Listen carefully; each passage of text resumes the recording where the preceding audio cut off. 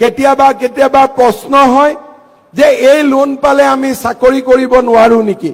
মই এটাই কথা কম যে এই লোন ললেও চাকৰিৰ বাবে আমি আবেদন কৰিব পাৰো, তাত কোনো অসুবিধা নাই। মাত্ৰ চৰকাৰী চাকৰি পালে আপোনালোকে লোনটো ঘূৰাই, আমি চৰকাৰৰ পৰা পোৱা টকাখিনি ঘূৰাই দিব লাগিব।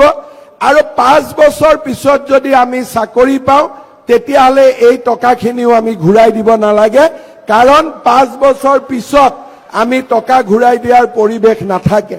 কিন্তু তৎকালীনভাৱে যদি কোনোবাই চাকৰি পায় তেতিয়াহলে আপোনালোকে টকাকেইটা উভতাই দিব লাগিব। শ্ৰদ্ধাৰ যুৱক যুৱতী বন্ধু বান্ধৱীসকল, মই যদিও চাকৰিৰ প্ৰসংগটো আনিছো, মই অনুৰোধ কৰিম আপোনালোকৰ মনত, আপোনালোকৰ বুকুত ইমান সাহস আছে, আপোনালোকে জব সিকাৰৰ পৰিৱৰ্তে জব গিভাৰ হোৱাৰ বাবে চেষ্টা কৰক। অৰ্থাৎ আপোনালোকে এনেকে কাম কৰক যাতে 2জন ল'ৰাক আপোনালোকে কৰ্ম সংস্থাপন দিব পাৰে। চৰকাৰী চাকৰি আমাক এটা নিৰ্দিষ্ট জীৱনত আবদ্ধ কৰি ৰাখিব। চৰকাৰী চাকৰিয়ালে চাকৰি পোৱা দিনাখনেই তেওঁলোকৰ জীৱনৰ সপোনবিলাক শেষ হৈ যায়। বহুতে ভাবে যে চাকৰি জীৱনৰ আৰম্ভণি, কিন্তু মই নিজে দেখি অহা কথাটোৱে হ'ল যে চাকৰিয়ে জীৱনৰ সপোনবিলাক সেই দিনাখনেই শেষ কৰি দিয়ে। তাৰ পিছত গতানুগতিক অফিচত অহা, নিৰ্দিষ্ট দৰমহা লোৱা আৰু মানসিক হেঁচাৰ মাজত চাকৰি কৰা। কিন্তু উদ্যোগ এটা যেতিয়া আমি আৰম্ভ কৰো, ব্যৱসায় এটা যেতিয়া আৰম্ভ কৰো, সি জীৱনৰ শেষ নহয়, সি জীৱনৰ আৰম্ভণিহে হয়।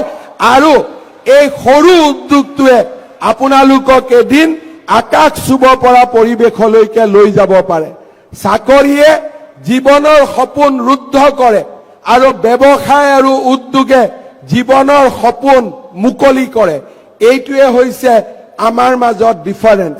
মধ্যবিত্ত পৰিয়াল আৰু আমাৰ মাজত থকা দুখীয়া পৰিয়ালসকলে ভাবে যে চাকৰি এটা পালো আমি আৰু নিশ্চিত হলো।